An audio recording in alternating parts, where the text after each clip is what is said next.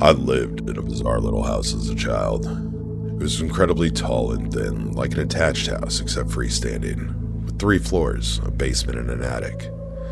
It was full of quirks, such as 2 fully functioning fireplaces, a shower stall in the center of the basement, a backyard so small that you could not take 5 paces without hitting the fence, and an old-timey rope pull dumbwaiter that led from the kitchen to my bedroom. I loved that weird little place. But unfortunately, it was incredibly old, and half of its charm was the fact that it seemed to have been designed by an inarticulate conclave of lunatics. And eventually, the repair costs exceeded what my parents were willing to sink into it, and we had to move. Preparing for the move was a chore.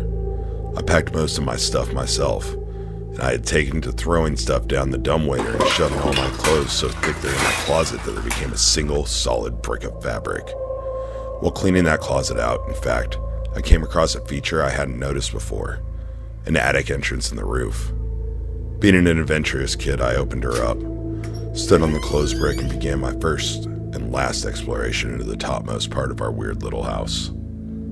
The first thing I noticed was that it wasn't as dark as it should have been. The place was strung with old red Christmas lights, which still burned with leftover incandescence, and a dozen little cracks and holes peeped down into all the bedrooms below. Second thing I noticed was that the place was set up for habitation. The insulation was plasticked away. There was an old gurney piled with sleeping bags and sheets, and a rusted mint green refrigerator, which still worked when I tested it. The third thing was the bones. There was a lot of bones.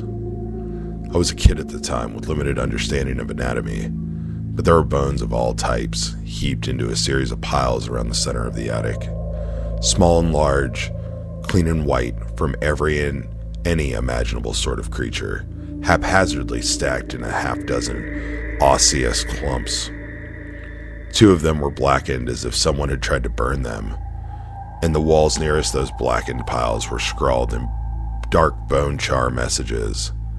Mostly they were just smears, but the word sorry appeared more than once. That room had been sitting over my head for 8 years while I slept.